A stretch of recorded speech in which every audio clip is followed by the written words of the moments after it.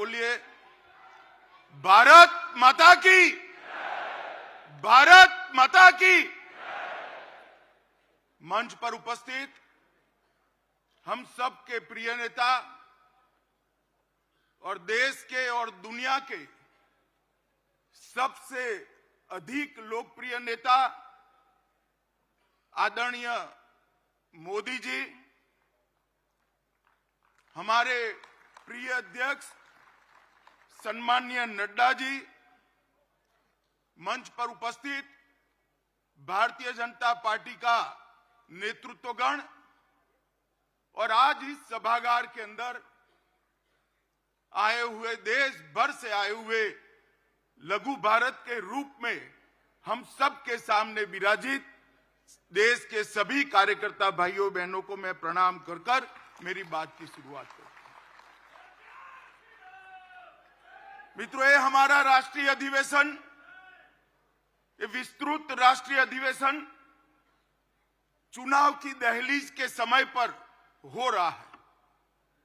इस राष्ट्रीय अधिवेशन के अनेक निहितार्थ, ये राष्ट्रीय अधिवेशन प्रधानमंत्री जी मोदी जी के विकसित भारत के स्वप्न को आगे बढ़ाने का संकल्प लेकर हम सब यहां से देश भर में वापस जाएंगे। इस अधिवेशन के बाद 2047 का भारत कैसा होगा, इसका मोदी जी का संदेश लेकर हम हर कॉन्स्टिट्यूएंसी में जाएंगे और कुछ ही दिनों में देश की जनता ये निर्णय करने वाली है कि आने वाले 5 साल इस देश के शासन की धुरा किस पार्टी के हाथ में होगी, किस व्यक्ति के हाथ में होगी।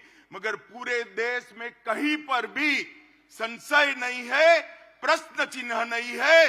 देश ने तय किया है कि मोदी जी फिर से एक बार इस देश के प्रधानमंत्री बनेंगे। साथियों, 75 साल में इस देश ने 17 लोकसभा के चुनाव देखे हैं, 22 सरकारें देखी हैं, 15 प्रधानमंत्री देखे हैं। देश ने जितनी भी सरकारें आई, अपने अपने समय में हर सरकार ने समयानुकूल विकास करने का प्रयास किया है। मगर आज मैं कोई कंफ्यूजन के बगैर कह सकता हूं कि समग्रता से विचार, हर क्षेत्र का विकास और हर व्यक्ति का विकास करने का काम केवल और केवल नरेंद्र मोदी जी के 10 साल में हुआ है। नरेंद्र मोदी जी के 10 साल के अंदर देश सुरक्षित हुआ, देश समृद्धि की ओर आगे बढ़ा।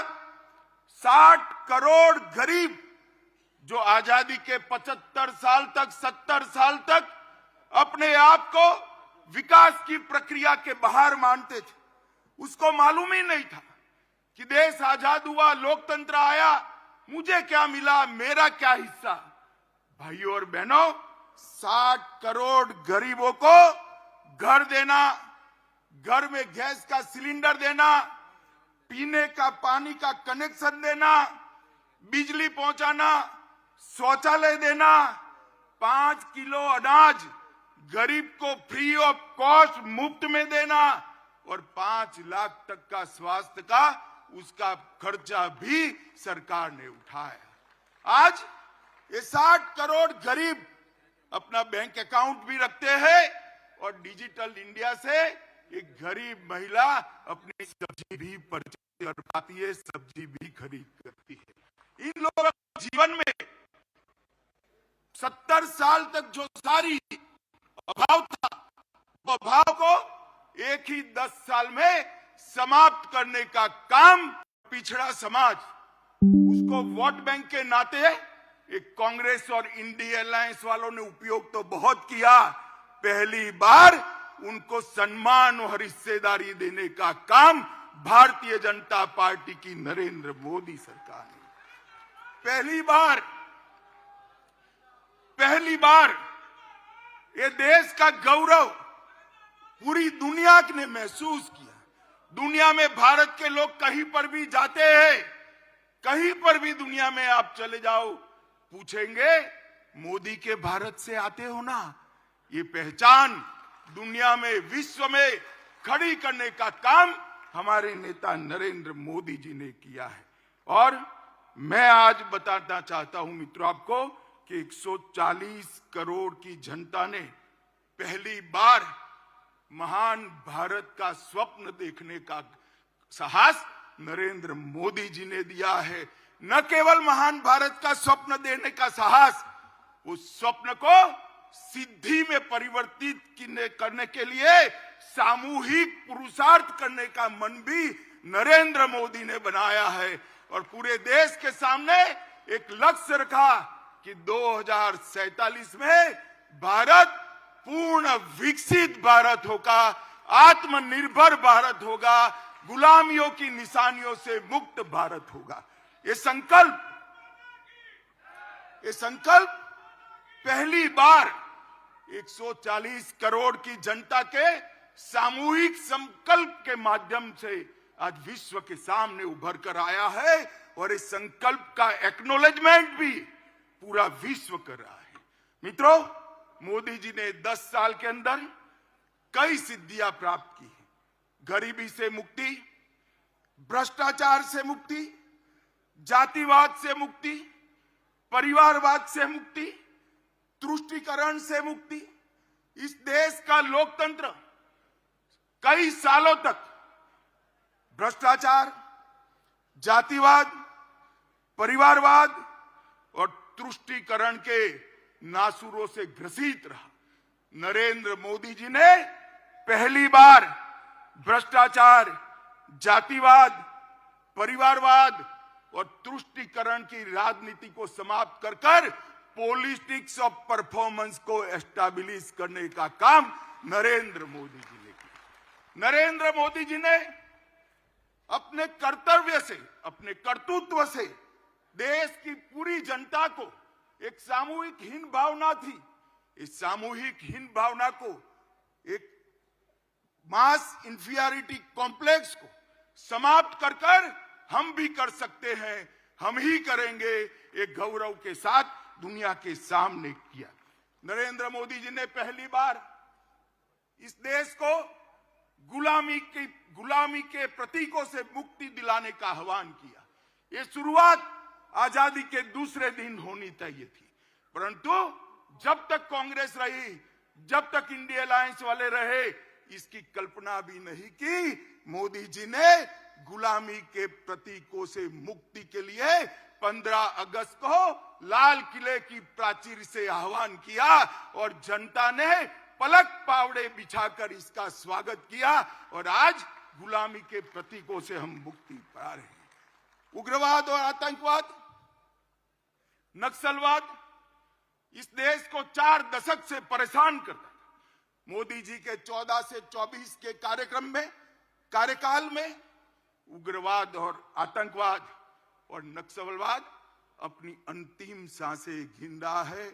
मैं देश की जनता को कहना चाहता हूं, मोदी 3 में ये देश पूर्णतया आतंकवाद, उग्रवाद और नक्सलवाद से मुक्त होकर शांत और समृद्ध भारत बनने की दिशा में आगे बढ़े। भाई और बहनों, मोदी जी के शासन ने कई विरोधाभास खत्म कर दी। एक समग्रता से सोचने वाला नेतृत्व, एक नीति के आधार पर चलने वाला नेतृत्व, एक युग दृष्टा नेतृत्व किस तरह से काम करता है, इसकी मिसाल कायम की है।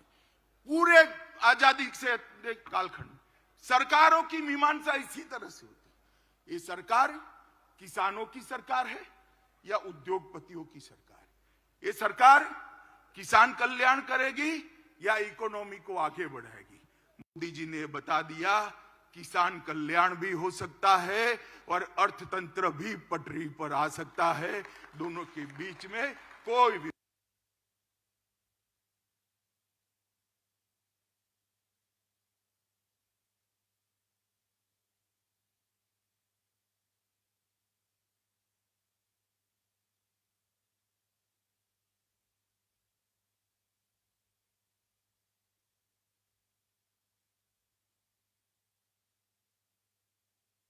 और शहर भी दुनिया में सबसे सुविधापूर्ण शहर बन सकते हैं, स्मार्ट सिटी बन सकते हैं, ये सिद्ध किया। गरीब कल्याण और अर्थतंत्र का विकास दोनों के बीच में भी बहुत बहस चली। कई बार कई सरकार, कई अर्थशास्त्री, कई पंडित कहते रहे कि जो अर्थशास्त्र का मतलब अर्थतंत्र का विकास करना है तो गरीब कल्याण को छोड़ना पड़ेगा। मैं आज सबके सामने कहना चाहता हूं, हर किसान को हर साल 6,000 रुपया देना, हर गरीब को सभी प्राथमिक सुविधाएं एक साथ दे देना और अर्थतंत्र को 11वें नंबर से 5वें नंबर पर ला देना, वो मोदी जी ही कर सकते हैं और कोई नहीं कर सकता। भाई और बहनों, आज एक संदेश लेकर जाइए यहां से। 130 करोड़ की 140 करोड़ की जनता के बीच में मोदी जी को तीसरी बार प्रधानमंत्री देश की जनता बनाए, हमारा अर्थतंत्र भी तीसरे नंबर पर आ जाएगा। ये संदेश लेकर हमने जाना है। इसी तरह से एक द्वंद्व चालू रहा कि विदेश नीति, अगर दुनिया को मित्र बनाना है तो देश की सुरक्षा में थोड़ा बहुत कॉम्प्रोमाइज करना पड़ेगा। ये बहुत लंबा बहस का विषय आजादी के बाद तुरंत शुरू हुआ और सारे पंडित सुरक्षा नीति और विदेश नीति के बीच के द्वंद्व में फंसते रहे। मोदी जी ने तय कर लिया और कर दिखाया कि सरहद की सुरक्षा, देश की सुरक्षा हमारी सबसे पहली प्रायोरिटी है। और आज ये करने के बाद, देश को सुरक्षित करने के बाद, मोदी जी ने भारत को विश्व मित्र के रूप में प्रस्तावित किया। वसुधैव कुटुंबकम का हमारा सूत्र को उन्होंने नीचे लिखा।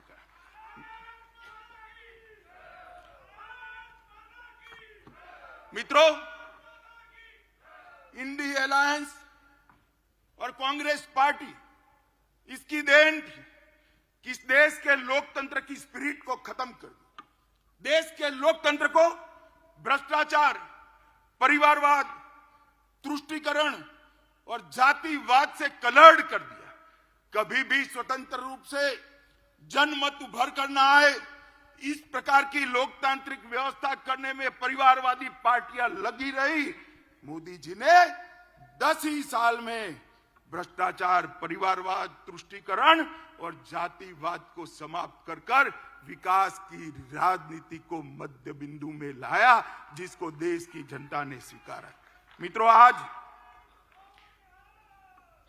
मैं आज आप सबके माध्यम से करोड़ों भारतीय जनता पार्टी के कार्यकर्ताओं को कहने आया, अगला चुनाव 2 खेमे पड़े हुए हैं। महाभारत के युद्ध में जैसे पांडव और कौरव के खेमे पड़े थे, इसी तरह चुनाव के पहले 2 खेमे पड़े हैं। एक खेमा है मोदी जी के नेतृत्व में, बीजेपी के नेतृत्व में एनडीए का गठबंधन, और दूसरा है कांग्रेस के नेतृत्व में सारी परिवारवादी पार्टियों का इंडी अलायंस। देश को ये दोनों में से एक को चुनना है। इंडी गठबंधन एक घमंडिया गठबंधन, भ्रष्टाचार, परिवारवाद और तुष्टीकरण की राजनीति का पोषक, और भाजपा और एनडीए का गठबंधन राष्ट्र प्रथम के सिद्धांत पर चलने वाला गठबंधन है।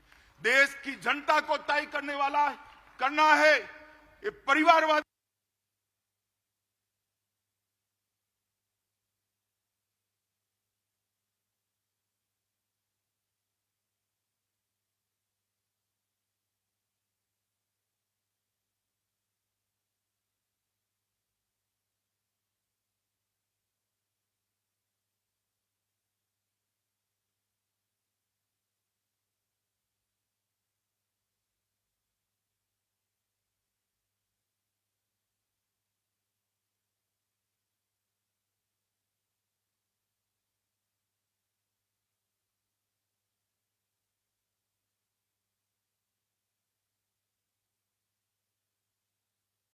आकाश, भूमि और पाताल तक होता है, मगर इन्होंने तो आकाश से भी आगे जाकर अंतरिक्ष में भी घोटाला किया, भूमि से आगे जाकर पाताल में खदानों का भी घोटाला किया, और समंदर को भी नहीं छोड़ा, वहां सबमरीन का भी घोटाला कर दिया।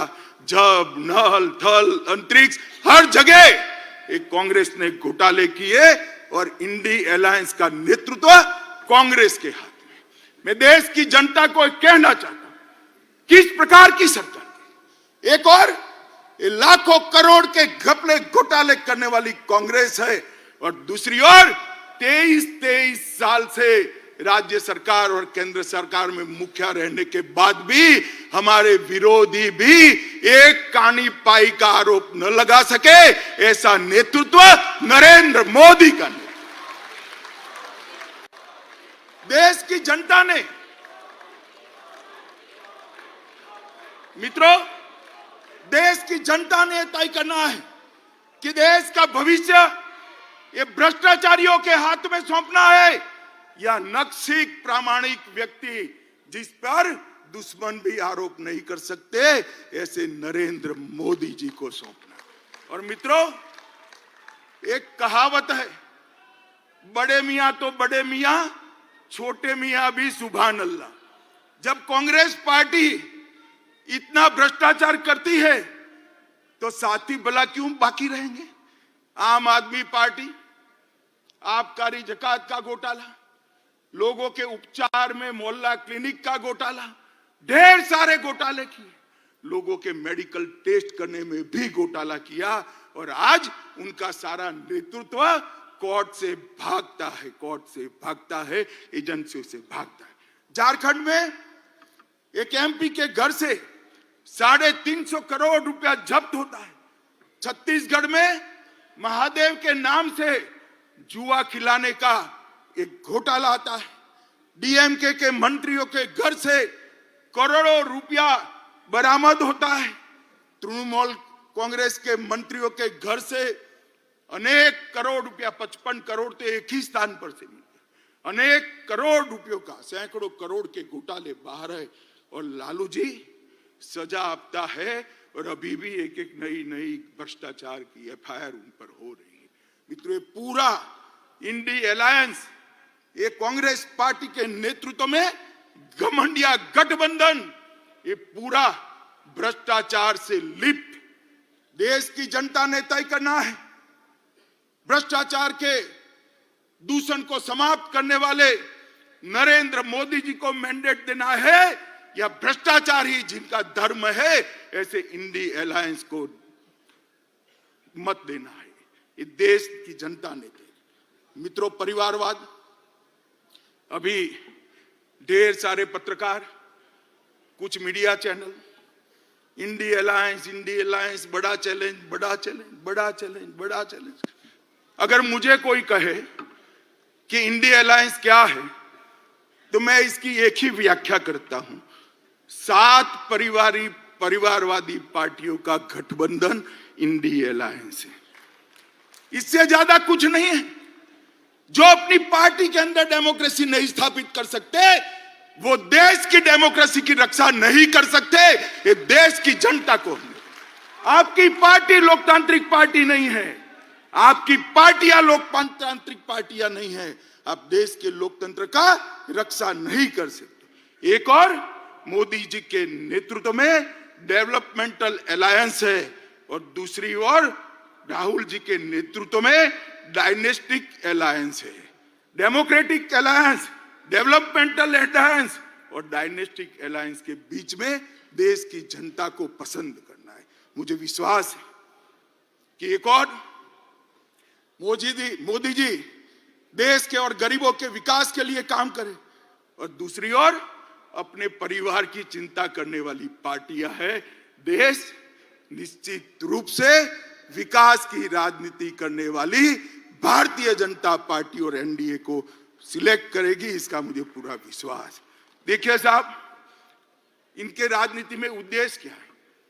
मोदी जी कहते हैं महान भारत की रचना हो, 2047 तक का लक्ष्य रखा, आत्मनिर्भर भारत की रचना हो, 2047 तक का लक्ष्य रखा। सोनिया जी का लक्ष्य राहुल जी को पीएम बनाना, पवार साहब का लक्ष्य बेटी को सीएम बनाना, ममता दीदी का लक्ष्य भतीजे को सीएम बनाना, स्टालिन का लक्ष्य अपने बेटे को सीएम बनाना, लालू प्रसाद जी का लक्ष्य अपने बेटे को सीएम बनाना, उद्धव ठाकरे का लक्ष्य अपने बेटे को सीएम बनाना, और मुलायम सिंह जी बेटे को बनाकर ही गए हैं। अब मुझे एक बात बताइए कार्यकर्ता भाइयों बहनों, जिनका लक्ष्य ही अपने बेटे बेटी भतीजों का कल्याण हो, वो गरीब का कल्याण कर सकता है क्या? कभी नहीं कर सकता। जिनका लक्ष्य ही अपने परिवार के लिए सत्ता हथियाना हो, वो देश का कल्याण कर सकता है क्या? कभी नहीं कर सकता। मित्रों, इस देश के अंदर 2G, 3G और 4G पार्टियां हैं। 2G से मतलब आप 2G घोटाले से नहीं है। 2 generation party, 3 generation party, 4 generation party, 4 पीढ़ी तक नेता नहीं बदलता है।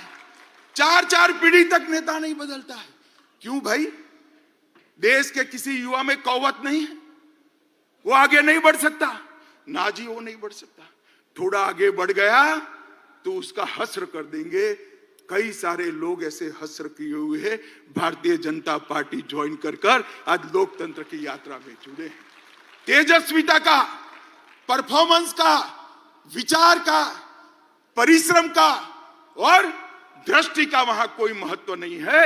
वहां केवल और केवल आप कहां जन्मे, इसका महत्व है। मित्रों, मैं आज आप सबके माध्यम से देश की जनता को पूछना चाहता हूं, अगर भारतीय जनता पार्टी परिवारवादी पार्टी होती तो एक चाय बेचने वाले का बेटा कभी प्रधानमंत्री नहीं बन सकता। लोकतंत्र के अंदर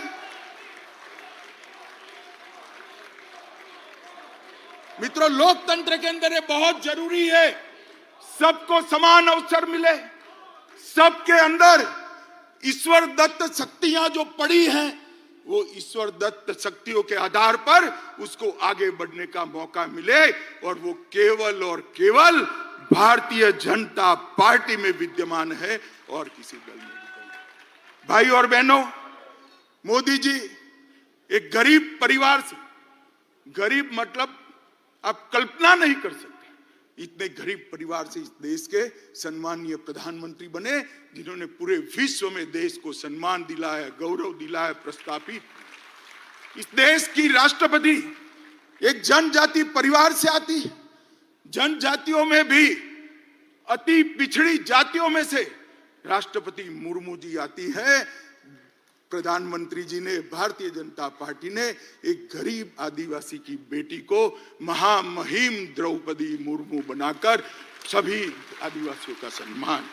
इस देश का उपराष्ट्रपति एक किसान का बेटा, खेत जोतने वाले का बेटा इस देश का उपराष्ट्रपति बना है।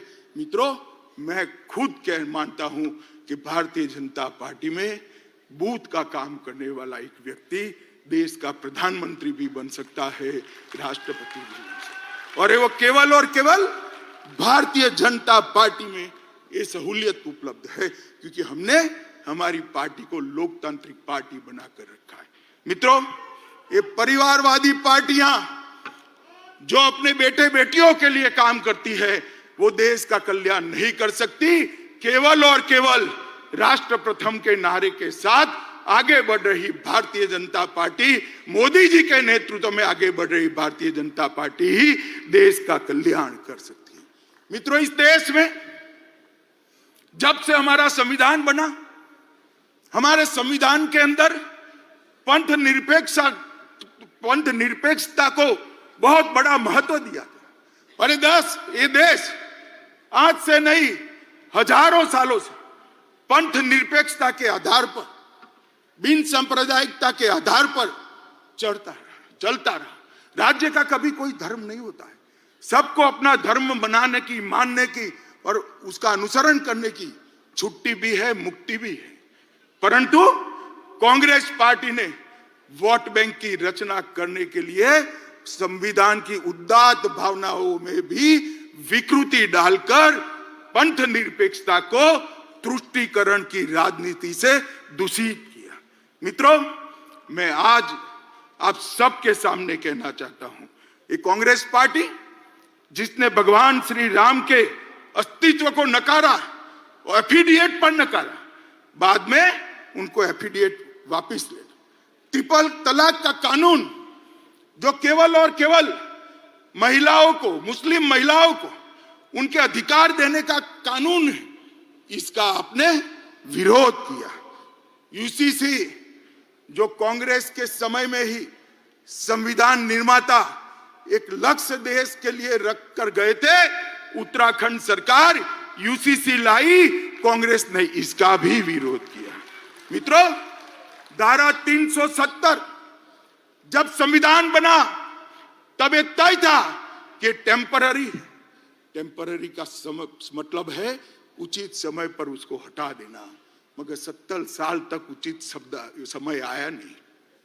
धारा 370 के कारण कश्मीर के अंदर अलगाववाद बढ़ा, उग्रवाद बढ़ा, पाकिस्तान को अंदर पैर रखने की भूमि मिली और 40,000 से ज्यादा लोग मारे गए, मगर तुष्टीकरण की राजनीति ने धारा 370 को हटाने नहीं दिया।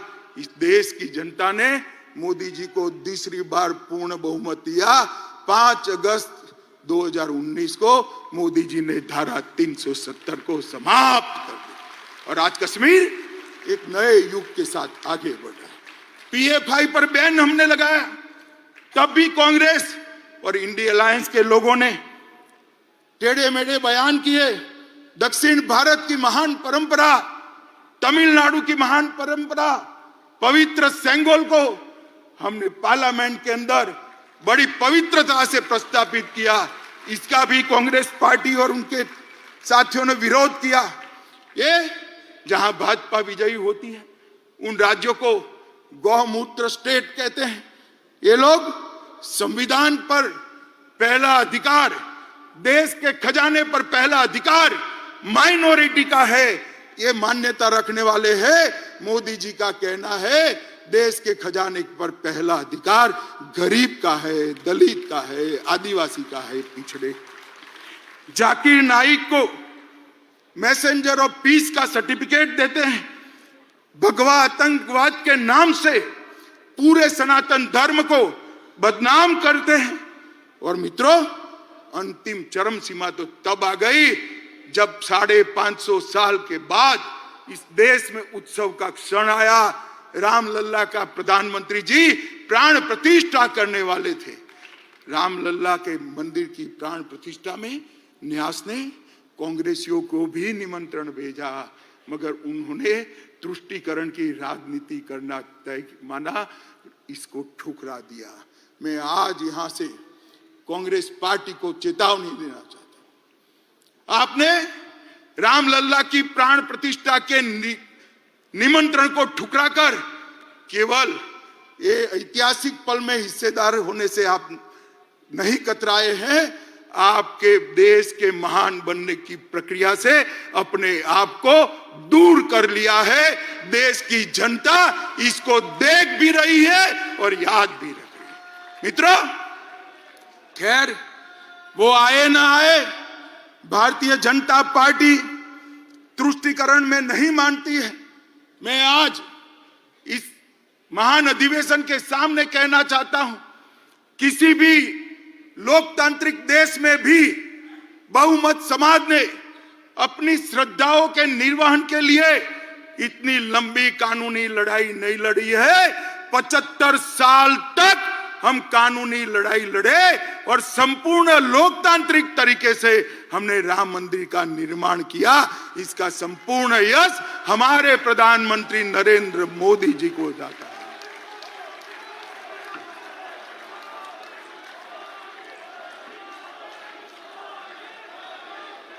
भाई और बहनों, ये कांग्रेस पार्टी और इंडिया अलायंस वाले, ये कांग्रेस पार्टी और इंडिया अलायंस वाले हम पर आरोप लगाते हैं कि भारतीय जनता पार्टी अस्थिरता फैलाती। मैं तो ज्यादा जवाब नहीं देता, मगर चुनाव का समय आया है, जनता के सामने सच रखना चाहिए।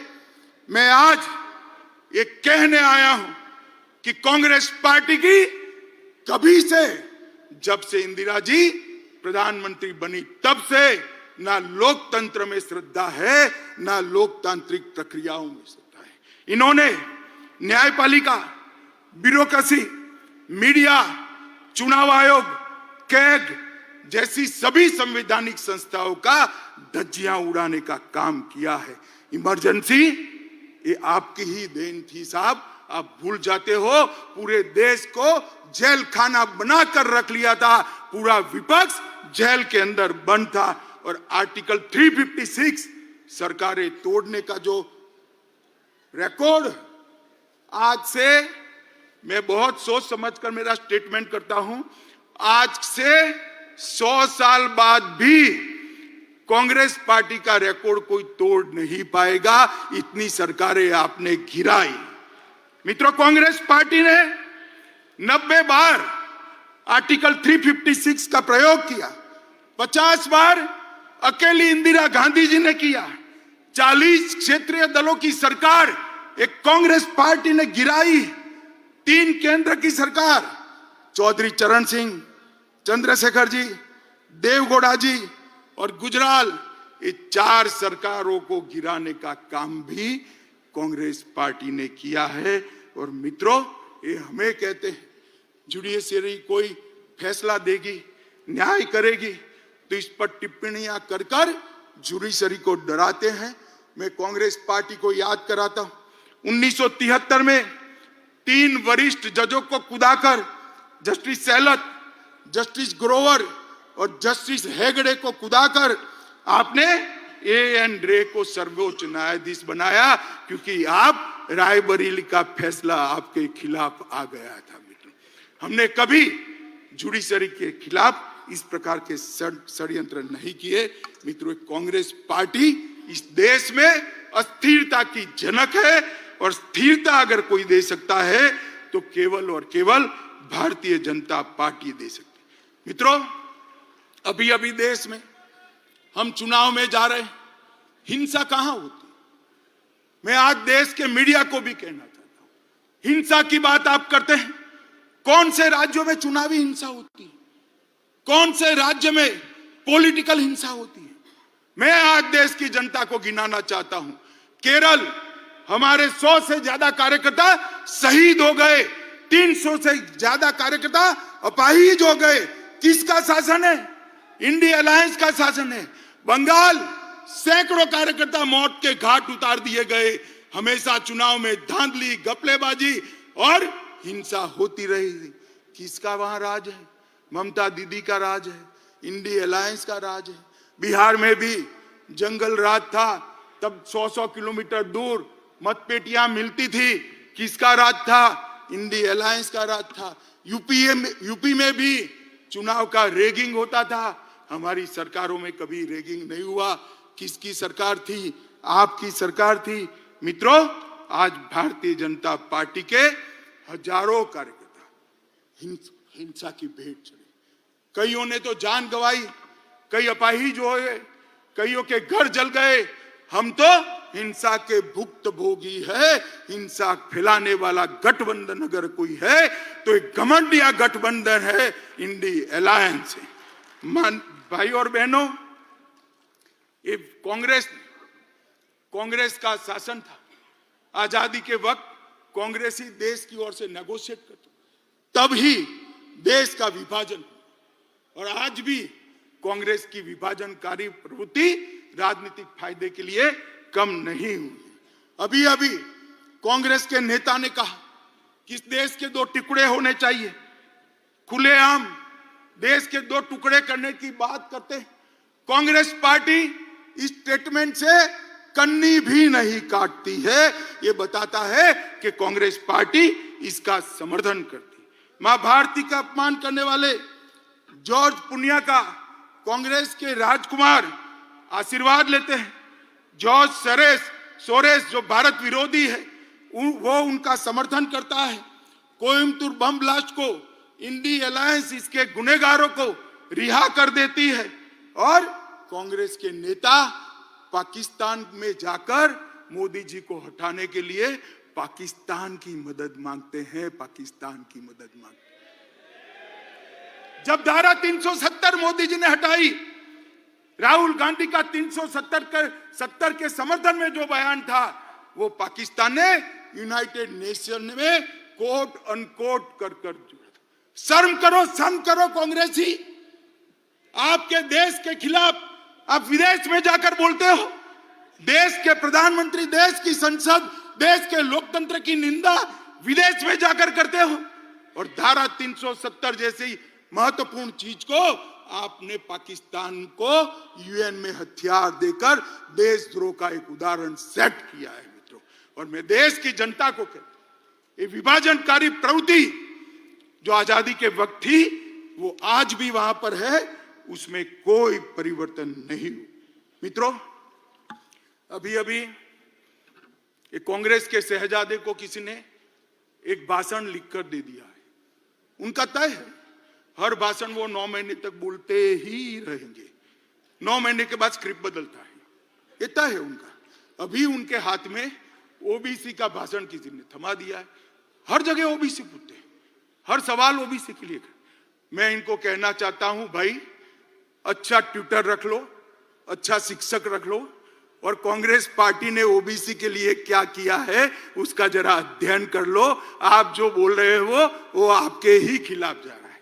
मैं आज आप सभी को बताना चाहता हूं, 1957 में काका साहेब कालेलकर कमेटी ने पिछड़ों के लिए रिपोर्ट दिया, कांग्रेस पार्टी ने इसको कभी इंप्लीमेंट नहीं किया। मंडल आयोग बना 1980 में, मंडल आयोग को इंदिरा गांधी ने ठंडे बस्ते में डाल दिया। 1990 में जब इंप्लीमेंटेशन की बारी आई, विपक्ष के नेताए नाते राजीव गांधी ने पार्लियामेंट में इसका विरोध किया। और मित्रों, ओडिशा में और जवाहरलाल जी ने 1951 में जातिवादी सर्वे का विरोध किया था। और भारतीय जनता पार्टी ने क्या किया? मैं पिछड़ा समाज की बात करता हूं, बड़े गौरव के साथ बात करता हूं मित्रों। हमने इस देश को गौरव हो इस तरह से अति पिछड़ी जाति का प्रधानमंत्री देने का काम भारतीय जनता पार्टी ने किया। आज देश में पहला मंत्रिमंडल ऐसा है मोदी जी का, जिसमें 27 मंत्री ओबीसी है। राज्यों को ओबीसी की सूची का संशोधन करने का अधिकार मोदी जी ने दिया। केंद्रीय विद्यालय, नवोदय विद्यालय, सैनिक स्कूल और मेडिकल इंजीनियरिंग के दाखलों में 27% आरक्षण पहली बार नरेंद्र मोदी जी ने दिया। ओबीसी की छात्रवृत्ति में 33% की वृद्धि नरेंद्र मोदी जी ने की। आईआईटी में ओबीसी छात्रों की ट्यूशन फी को माफ करने का निर्णय देश के प्रधानमंत्री नरेंद्र मोदी ने किया। नीट की परीक्षा में ओबीसी बच्चों का पहली बार अगर आरक्षण हुआ तो नरेंद्र मोदी जी ने किया। पेट्रोल पंप और गैस की एजेंसियों में 27% पिछड़ा वर्ग को आरक्षण देने का काम नरेंद्र मोदी जी ने किया। और ये जितनी भी गरीब कल्याण की स्कीमें बनी है, उस सब में सबसे बड़ा बेनिफिशियरी अगर कोई है तो दलित, पिछड़ा और ओबीसी भाई है। राहुल गांधी, आप हमें क्या ओबीसी का कल्याण सिखाते हो? हम तो समाज के हर वर्ग को साथ में लेकर चलते हैं। जो पिछड़ा है उसको ज्यादा मिलता है, जो अकड़ा है वो अपने आप अपना शहर जाने देता है। मोदी जी ने इस देश की जनता का आह्वान किया, जिनको सुख है, संपत्ति है, ईश्वर की कृपा है, वो अपनी गैस की सब्सिडी छोड़ दे। 2 करोड़ से ज्यादा लोगों ने गैस की सब्सिडी अपने आप त्याग करी। मोदी जी ने करोड़ों गरीबों को फ्री ऑफ कॉस्ट गैस देने का काम किया। मित्रों, मोदी जी ने 10 साल के अंदर जातिवाद, परिवारवाद, भ्रष्टाचार, तुष्टीकरण को समाप्त कर दिया। इसके आधार पर राजनीति करते थे, इसके आधार पर अपनी राजनीति को आगे बढ़ाते थे। उनका स्वप्न, ये 4 आधारों पर सत्ता हथियाने का स्वप्न मोदी जी ने चूर चूर कर रख दिया। अब इस पिछड़ों और महिलाओं को अधिकार देने के कई मौके आए, वे विरोध करते रहे। 3 तलाक का विरोध किया, ओबीसी कमीशन का विरोध किया, कश्मीर में गुर्जर, बकरवाल, पहाड़ी वाल्मीकियों को रिजर्वेशन देने का विरोध किया। नारी शक्ति वंदन अधिनियम में भी कई सारे व्यवधान खड़े किए। हिंदू शरणार्थियों को नागरिकता देने का सीए का बिल, इसका विरोध किया। एक देश एक टैक्स, जीएसटी का विरोध किया। दलित को राष्ट्रपति बनाना, आदिवासी को राष्ट्रपति बनाना आपने आम सहमति नहीं होने दी। सर्जिकल स्ट्राइक और एयर स्ट्राइक कर कर मोदी जी ने भारत की सेना के पराक्रम को पूरी दुनिया में प्रस्तावित, आतंकवाद के सामने एक कड़ा मैसेज दिया। आपने उस वक्त भी, राहुल बाबा, आपने उस वक्त भी देश से साक्ष्य मांगे थे। शर्म करो, शर्म करो, सेना के जवान की शहादत पर आप साक्ष्य मांगते हो। मित्रों, भारत ने वैक्सीन का निर्माण किया। 100 से ज्यादा देशों में हमारा वैक्सीन गया। वैक्सीन के माध्यम से आज 140 करोड़ का देश कोरोना से सुरक्षित हुआ। उसको भी मोदी वैक्सीन कर कर आपने बदनाम करने का प्रयास किया। मगर देश की जनता ने भी, आज भी कोई वैक्सीन लेने जाता है तो कहता है मोदी वैक्सीन दे दो भाई, मेरी इम्यूनिटी खत्म हो गई। Digital economy, direct benefit transfer, इसका विरोध किया। नई संसद बनाई। इतनी भव्य संसद देखकर आज पूरी देश की जनता पुलकित है, गौरवान्वित है। इसका भी आपने विरोध किया। कर्तव्य पथ बना, आपको राजपथ नाम अच्छा लगता था, कर्तव्य पथ का भी विरोध किया। भारत मंडपम में कोर्ट से उसको रोकने का प्रयास किया। यशोभूमि को भी रोकने का प्रयास किया। डाटा प्रोटेक्शन का विजनरी बिल, इसका भी विरोध किया। और अंत में रामलल्ला की प्राण प्रतिष्ठा का भी आपने विरोध किया। मित्रों, एक कांग्रेस डिनायल मोड में आ चुकी है। पूरे देश की जनता को मैं कहना चाहता हूं, 5 साल का पार्लियामेंट के अंदर कांग्रेस का हिसाब किताब निकालिए। इन्होंने पार्लियामेंट के अंदर शोर शराबे और बहिष्कार के अलावा कुछ नहीं किया। हम भी विपक्ष में रहे, 10 साल तक बैठे, आगे पूरा जीवन विपक्ष में। हम रचनात्मक विपक्ष की भूमिका निभाते, अच्छा है उसका समर्थन करते थे। और आपके भ्रष्टाचार को भी हमने उजागर किया। मगर आपने, क्योंकि भ्रष्टाचार है नहीं, बाहर जाना ही उचित समझा। मित्रों, इंडिया अलायंस अहंकार से युक्त है। वो सहन ही नहीं कर सकते। वो ऐसा मानते हैं कि देश का प्रधानमंत्री वो ही बन सकता है जो बड़े परिवारों से आता है। वो सहन नहीं कर सकते। एक गरीब मां का बेटा आज देश का प्रधानमंत्री बनकर देश को चला रहा है।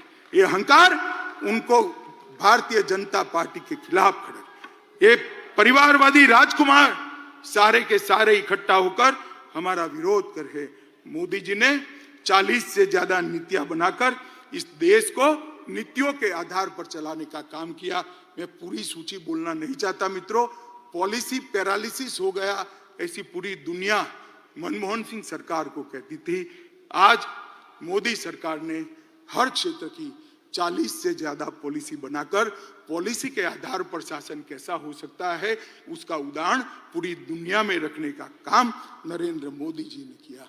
और मित्रों,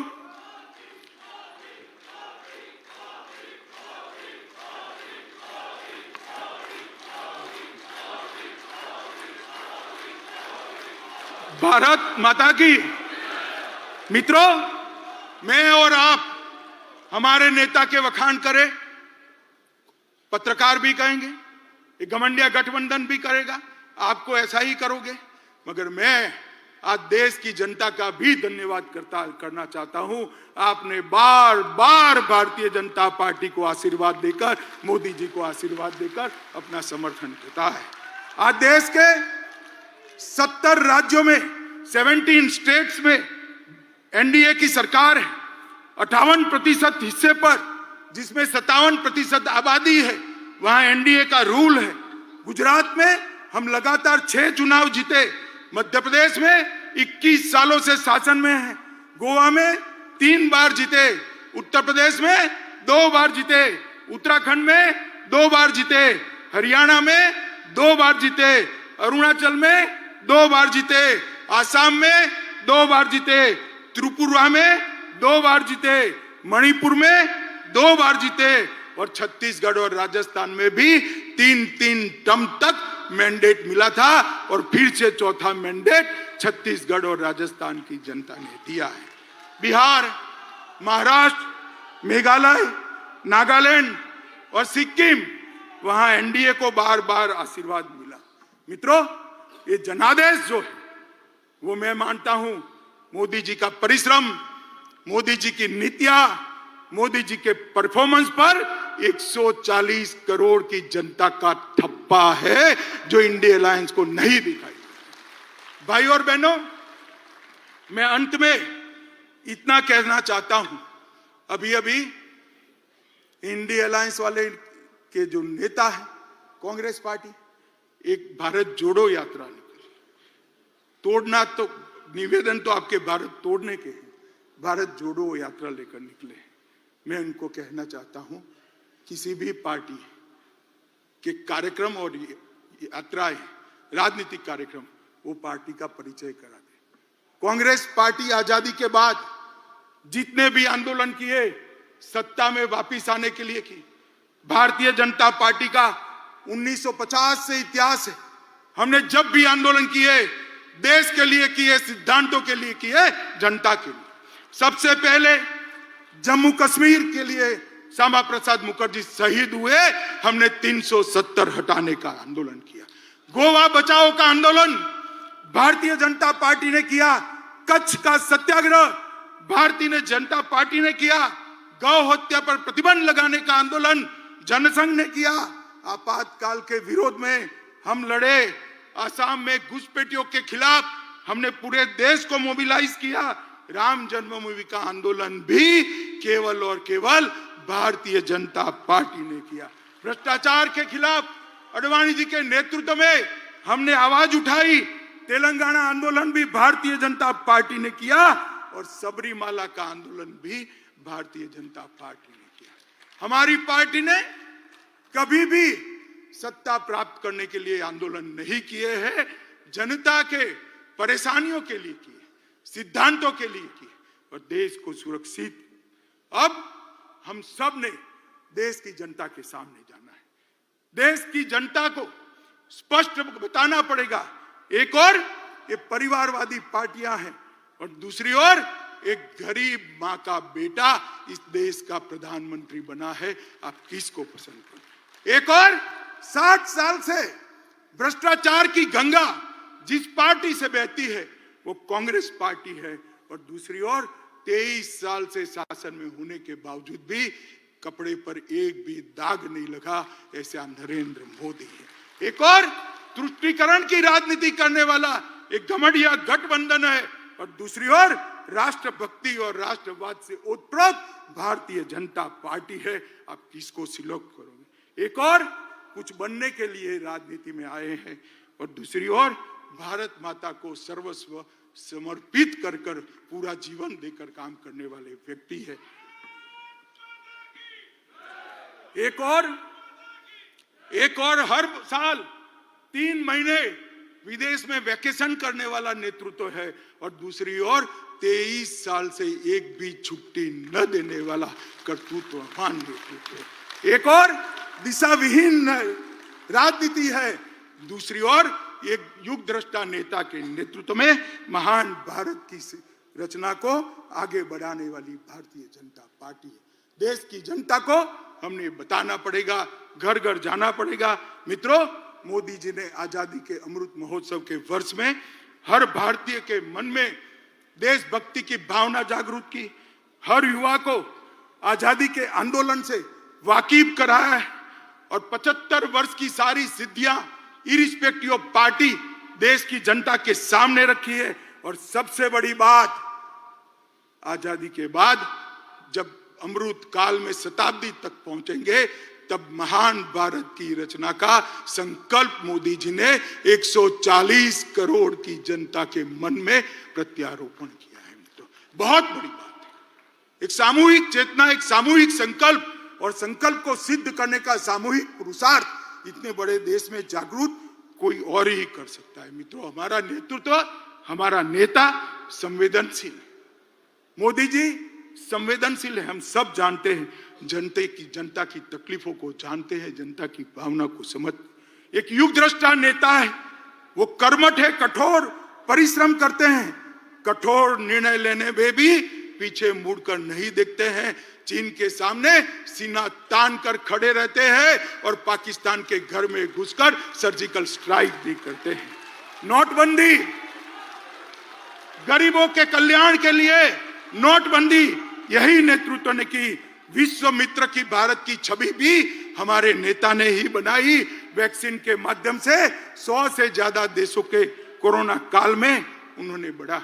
मातृशक्ति को भगवान की तरह भक्ति से पूजा करने वाला नेतृत्व बहुत सालों बाद देश को मिला है।